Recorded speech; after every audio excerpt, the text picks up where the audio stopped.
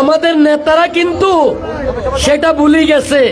আপনারা অনেক কষ্ট করে কিন্তু বসে আছেন চিপাচিপি করে। ওনাদের চেহারা দেখানোর জন্য ব্যানারটাকে ডেকে দিয়েছে। এটা থেকে কি শিখার আছে বলেন? আপনাদের থেকে শিখার আছে, কষ্ট করে ওখানে অপেক্ষা করতেছেন, ওনারা আপনাদের ব্যানারটা ডেকে রাখছে। আমি ওনাদেরকে বিনয়ের সহিত অনুরোধ করব, ব্যানারটা ছেড়ে দেন। আমি পিছনে আপনাদেরকে দেখি না, আপনারা কারা কারা আসছেন। সামনে আসেন, আমি আপনাদেরকে দেখব আপনারা কারা আসছেন। পিছনে কিন্তু আমি একবারও তাকাই নেই।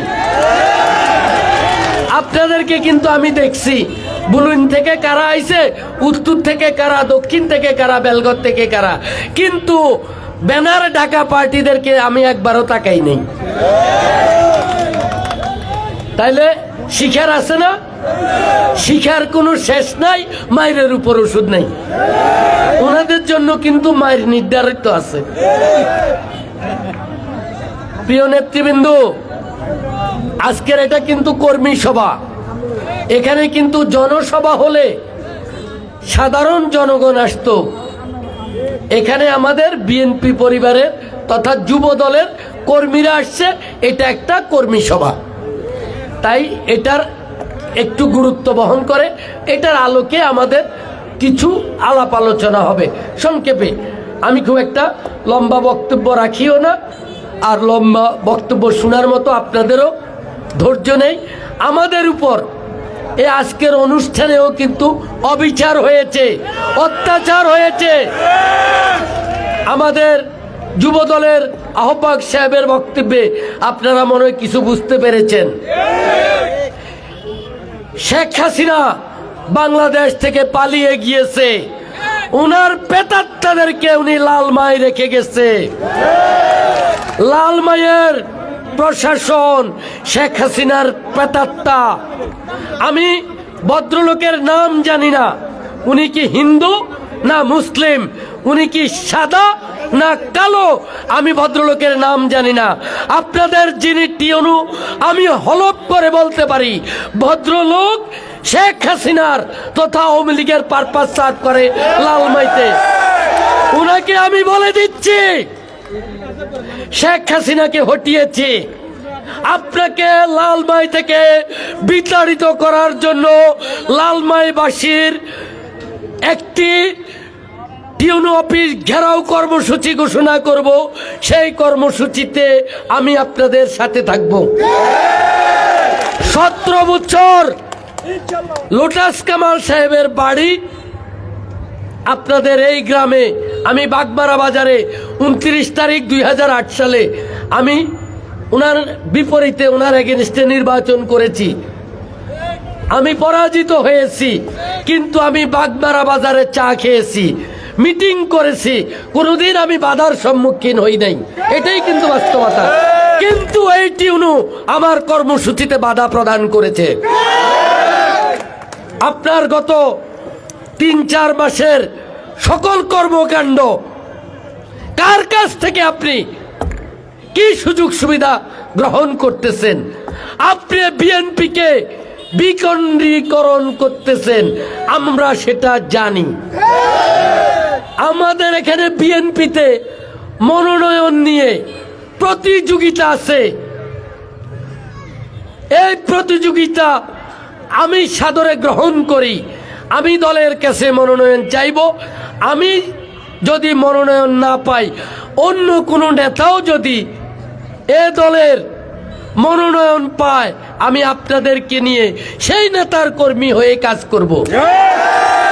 সেই জন্য মাননীয় টিউনু সাহেব, আপনাকে কেউ বেতন দেয় না যে বিএনপিকে নিয়ে সিনেমিনি খেলার জন্য। আমি এই কর্মসূচি থেকে আপনাকে সাবধান করে দিচ্ছি। আমি আপনাকে চিনি না, আমি আপনার নাম জানি না। আপনি অবশ্যই গত 17 বছর শেখ হাসিনার তথা আওয়ামী লীগের সুবিধাভোগী একজন লোক। এমন নয় যে আপনি জিয়া পরিবারের লোক। আপনি গত 17 বছর ওএসডি করেছিলেন, আজকে আপনি আওয়ামী লীগের দ্বারা আপনি নির্যাতিত হয়ে এখানে পুত পবিত্র হয়ে লালমাইতে আসছেন এমন নয়। আপনার এশিয়ার কিন্তু মুবাশ্বের আলম ভুঁইয়া বের করবে। মুবাশ্বের আলম ভুঁইয়া কিন্তু খেলোয়াড় খুব একটা খারাপ না। কত বড় দুঃসাহস! গত 17 বছর এই রাজপথে আমরা রক্ত ঝরিয়েছি, আমাদের রক্তের দাগ এখনো শুকায়নি, অথচ আপনি এসেছেন আমাদের সাথে মস্কারা করতে। আপনাকে আমি সাবধান করে দিচ্ছি, এই মস্কারি আপনি করার চেষ্টা করে আপনি সফল হবেন না ইনশাআল্লাহ। সমভাবে প্রশাসনের আরো যারা লোকজন আছে, এখানে এমপি কিন্তু আপনি হবেন না, এখানে এমপি নির্বাচন আপনি কিন্তু করবেন না, সুতরাং আপনাকে দালালি করার সুযোগ আমরা কিন্তু দিব না। তার একটি ছোট্ট উদাহরণ দিই। আমাদের বর্তমান যে অফিসার ইনচার্জ তথা ওসি, ওনাদের গোয়েন্দা সংস্থার লোক এখানে আছে। ওনার সাথে আমার একদিন কথা হয়েছে। ভদ্রলোক আমাকে বলল, সালাম দেওয়ার শুভেচ্ছার পরে বলল, মনির চৌধুরী সাহেবের সাথে আমার কথা হয়েছে। আমি ওনাকে বলেছি, বুচ্ছিতে একটা ঘটনাকে কেন্দ্র করি আমি সবাইকে ধরে নিয়ে আসব।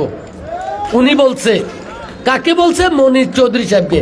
আমি বলছি, মিস্টার অফিসার, আপনাকে প্রজাতন্ত্র বেতন দেয় চোর ধরার জন্য, ঘরের মালিক ধরিয়ে আনার জন্য আপনাকে বেতন দেয় না। উনি ভাবছে মনির চৌধুরীর সাথে কথা বলছে বললেই আমি খুশি হয়ে যাব। আমি যে মনির চৌধুরী একজন জাতীয় নেতা, উনি একজন মুরব্বী, আপনি উনার বাচ্চার সমান, আপনি ওনাকে এভাবে বলতে পারেন না। আমি রাজনীতিতে শিষ্টাচারে বিশ্বাসী, আমি মানুষকে সম্মান করি, এই জন্য মানুষ আমাকে স্নেহ করে, আমাকে সম্মান করে।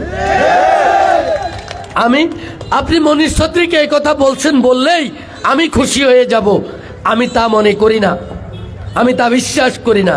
আমি বলছি, ওখানে যে অপরাধ করছে আপনি অপরাধী ধরে আনবেন। মনির চৌধুরীকে কেন বলতে গেছেন সবাইকে ধরে নিয়ে আসবো? আপনার কাজ চোর ধরা, এটার জন্য আপনাকে রাষ্ট্র বেতন দেয়। আপনি ঘরের গৃহস্থ ধরে আনতে কইছে কেডা?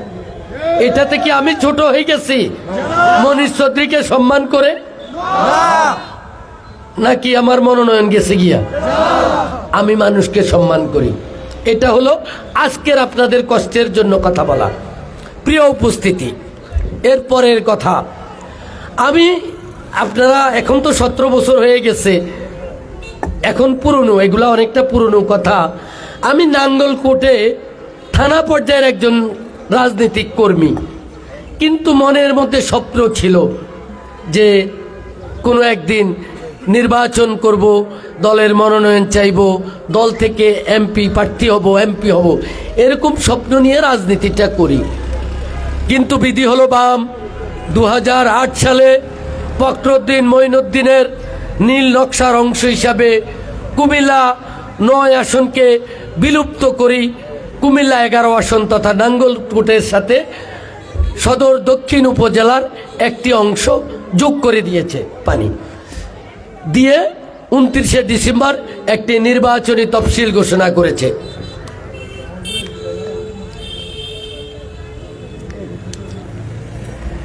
সেই নির্বাচনে আমি একজন প্রার্থী হিসেবে দলের কাছে মনোনয়ন চেয়েছি এবং দল আমাকে ভালোবেসে বিশ্বাস করে দলের মনোনয়ন দিয়েছে। কিন্তু আমি তো নাঙ্গলকোটের নেতা, আমি সদর দক্ষিণ উপজেলা কাউকে চিনি না, আপনাদেরকেও চিনি না। তো এখানের যিনি এমপি ছিল, অত্যন্ত জনপ্রিয় এমপি, আমাদের সকলের শ্রদ্ধেয় মুরব্বী মনির চৌধুরী সাহেবের কাছে আমি গেছি, ওনাকে সালাম দিয়ে মনোনয়ন পাওয়ার পরে ওনার সাথে আমার পরিচয়, ওনার রাজাবাজারের বাসায় গিয়ে পরিচয় হয়ে ওনার সহযোগিতা চেয়েছি।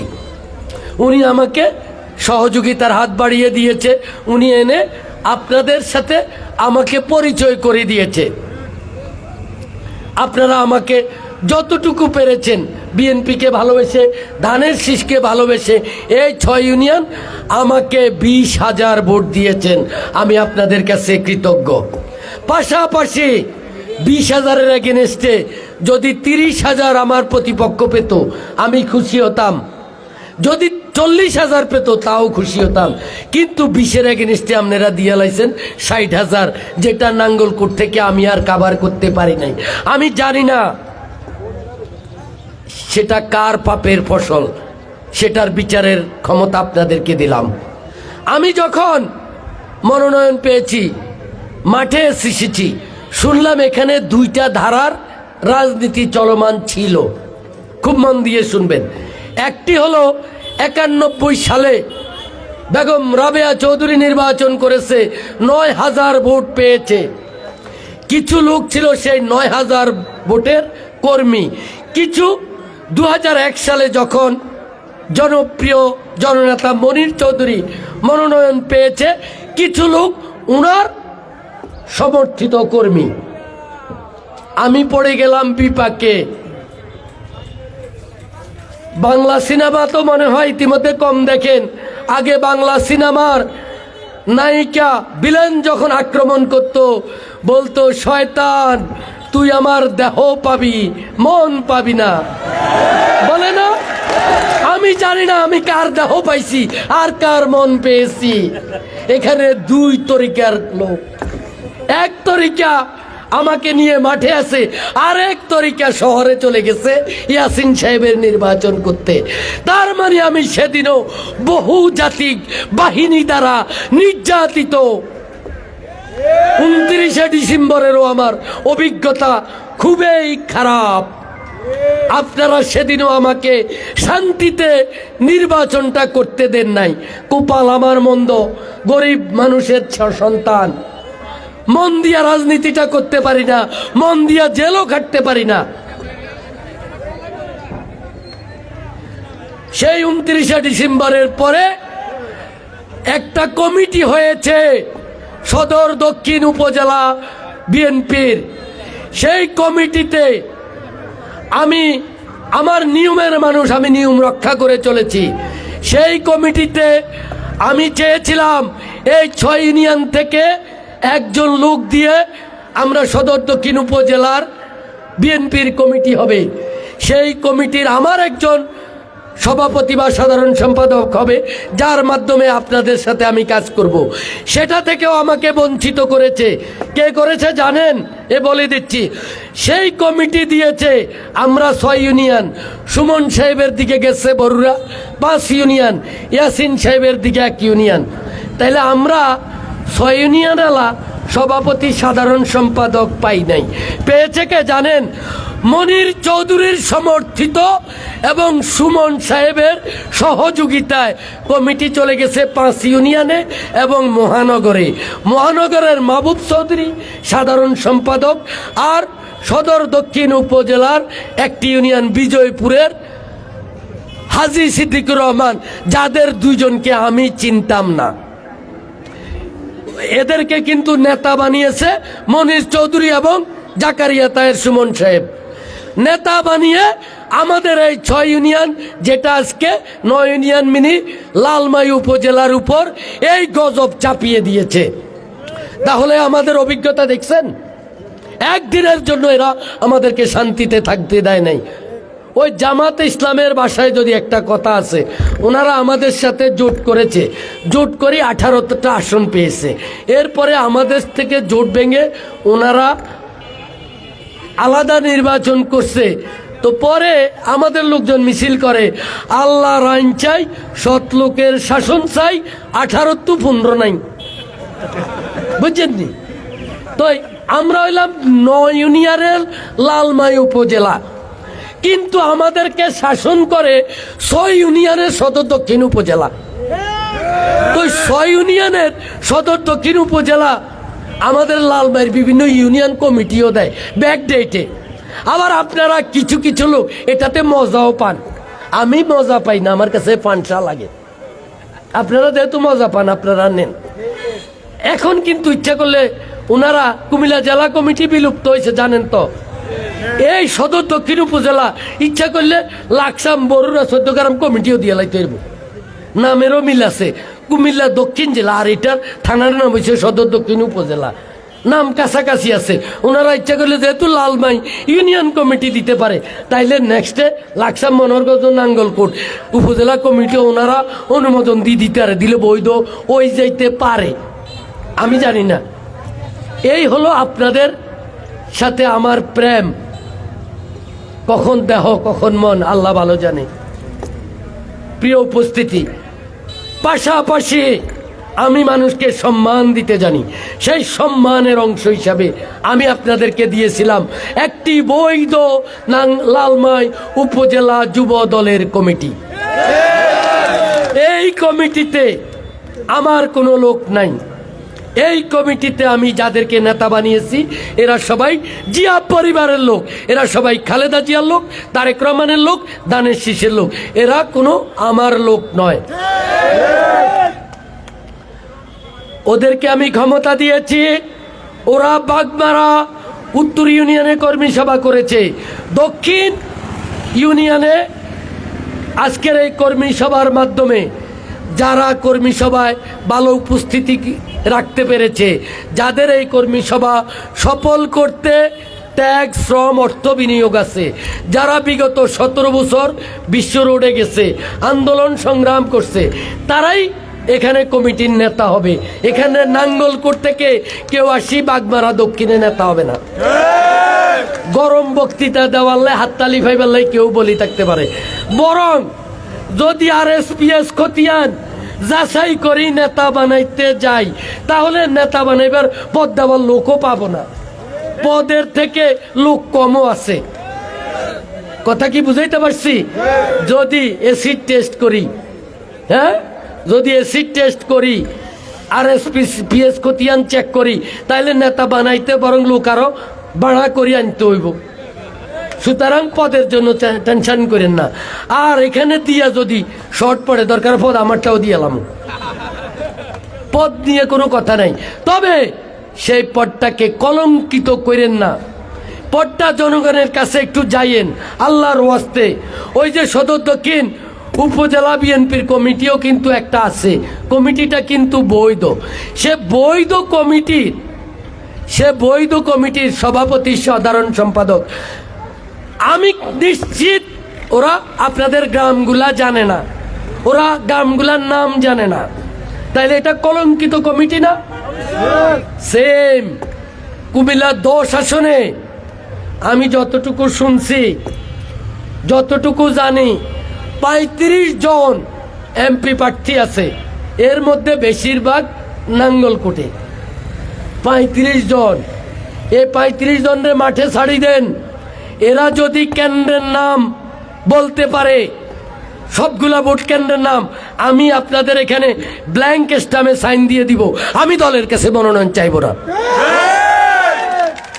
যদি কেউ বলে হ্যাঁ মনির চৌধুরী সাহেব পারবে, উনি হয়তো সদর দক্ষিণ পারবে, লালমাই পারবে, কিন্তু নতুন যে আরেকটা ইউনিয়ন যোগ হয়েছে বা 23 সালে পুনর্গঠিত হয়েছে, সেই কেন্দ্রগুলোর নাম মনির চৌধুরী সাহেবও পারে কিনা আমি জানি না।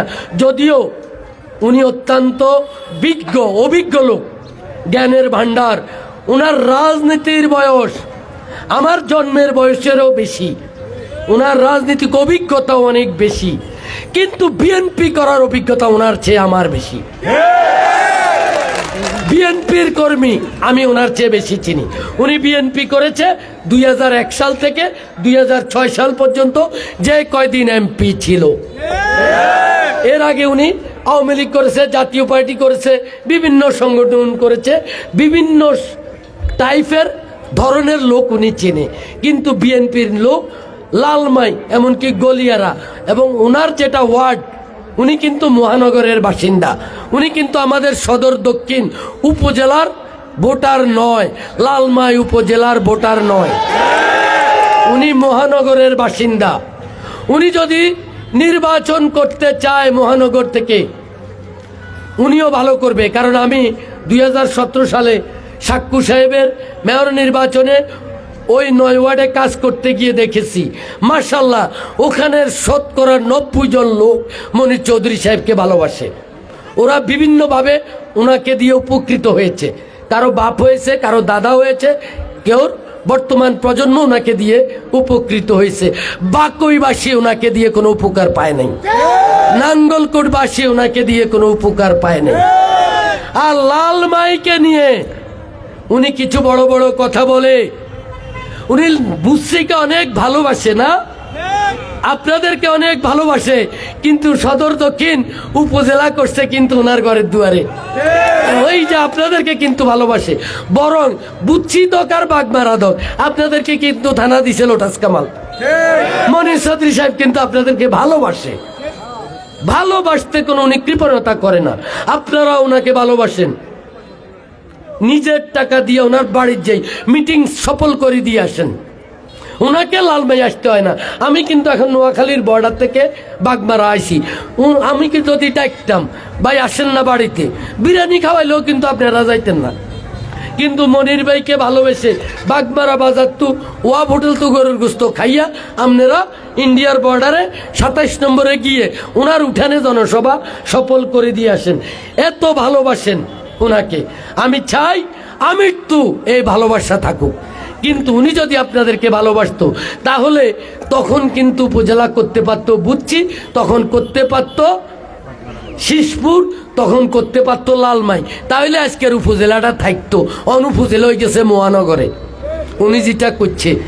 এবারে লোটাস কামাল সাহেব করছে, উনি ওনার বাড়ির কাছে করবো, উনি বুচ্ছি কিনলে যান, আর বুচ্ছির মানুষ করে ব্যক্তি বিএনপি।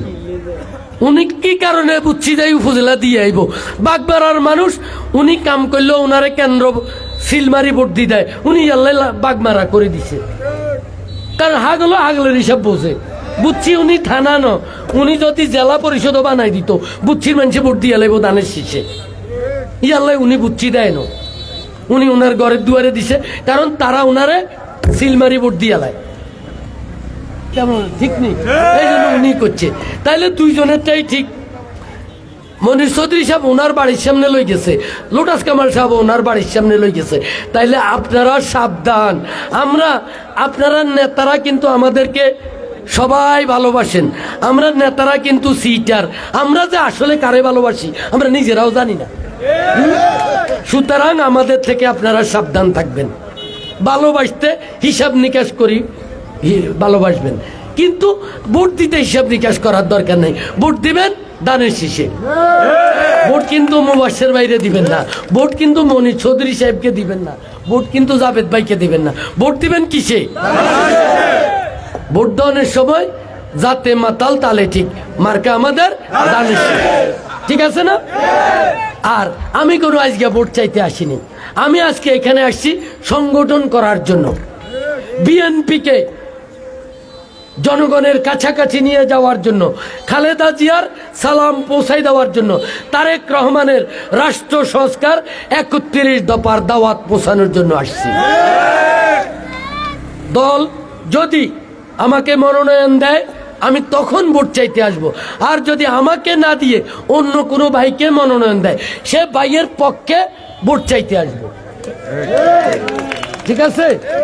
এখন আমি সংগঠন করার জন্য আরেকটা কথা, ইতিমধ্যে আরেকটা বিষয় খুব মজা লয় সবাই, যে আসন পরিবর্তন হবে। এখানে আমরা যারা আছি আমরা কি সবাই চাই না আমাদের আসনটা পরিবর্তন হোক?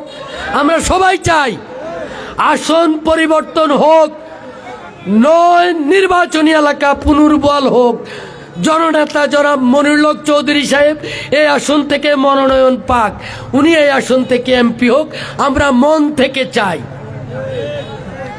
আর যদি না হয়, এই আসন তো আমরা বিলুপ্ত করি নাই, করেছে রাষ্ট্র, আর এটা পুনর্বহালও করবে রাষ্ট্র।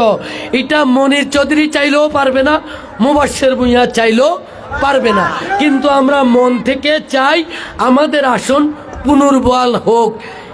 কুমিল্লাতে 12টা আসন হোক, বাংলাদেশে 301টা আসন হয়ে যাক, দরকার 300টা 301টা হইও, আমাকে 12টা হয়ে যাক আল্লাহ দিলে, তাইলে সমস্যা কোথায়?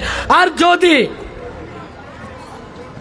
12টা না হয় 300টা থাকে, আমাদেরটা এখন আছে লালমাই, নাঙ্গলকোট, সদর দক্ষিণ, যদি দাউদকান্দি পর্যন্ত যাইও একটা হয়, আমার সমস্যা কোথায়? যারা বিএনপি করে দানের শীষে ভোট দিবে। যারা আওয়ামী লীগ করে নৌকে দিবে, যারা জামাত করে দাড়ি পাল্লাই দিবে। আসন বড় হইলে আমার সমস্যা কোথায়? বড় আসন তো এমপি মু বাপসাবে তো সেরকম বরাদ্দ টরাদ্দ বালা। ক্যান্টেনমেন্ট তো শুরু করেন দাওয়াত খাইতে খাইতে সেনবাগ পর্যন্ত যাই, আবার দাওয়াত খাইতে খাইতে ফিরি। মার্শাল্লাহ, আমার কোনো আসন নিয়ে আমার চিন্তা নেই। আমার আছে কেন্দ্রগুলা চেনা, সেই কেন্দ্রে এজেন্টগুলা চেনা এবং কেন্দ্রের কর্মীগুলা কম্পিউটারের ভিতর ঢুকানো, কলিজার ভিতর ঢুকানো, চোখের মধ্যে চাওয়া। 2008 সালে আমি ছোট্টখাট্টো মানুষ মনোজ চৌধুরী সাহেবের বাড়িতে বললাম, বড় ভাই একটা কথা বলবো। বলে বল। আমি যে ভাই আমি তো কর্মী থেকে আজকে প্রার্থী, বিভিন্ন সময় বিভিন্ন প্রার্থীদের কর্মী ছিলাম, আমাকে কর্মীগুলো একটু পরিচয় করে দেন। কেন্দ্রভিত্তিক একজন প্রার্থী যখন একজন কর্মীকে পোস্টারগুলো আর 500 টাকা দেয়, সেই খুব পাওয়ারফুল হয় যে প্রার্থী আমাকে চেনে। ভাই আমি তো ওনাকে এর আগে 2 বার দেখছি, উনি আমার আমি কি চোর, তুই নাঙ্গল কোট দেখ, আমি এটা দেখতেছি, আমি শেষ। আমি আর কর্মী চিন্তা মাইনু যে দমক দিছে। কিন্তু সেদিন আমি ছিলাম কফিলের আন্ডারে, আজকে আমি উন্মুক্ত আকাশে ডানা মেলে উঠতে শিখেছি। আপনাদেরকে চিনি, কেন্দ্র চিনি, কর্মী চিনি। আজকে আমি আর কোনো কফিলের কাছে যাব না। আপনাদের কি নাই? লালমাই ফুজলায় কোনো নেতা নাই। প্রিয় উপস্থিতি, আপনারা কি কফিলের আন্ডারে থাকতে চান না সরাসরি প্রার্থীর সাথে পরিচয় হতে চান? সবাইকে ধন্যবাদ, মোবারকবাদ জানিয়ে আজকের মতো বিদায় নিচ্ছি। সবার মঙ্গল কামনা করি, সুস্বাস্থ্য কামনা করি। আল্লাহ হাফেজ, আসসালামু আলাইকুম।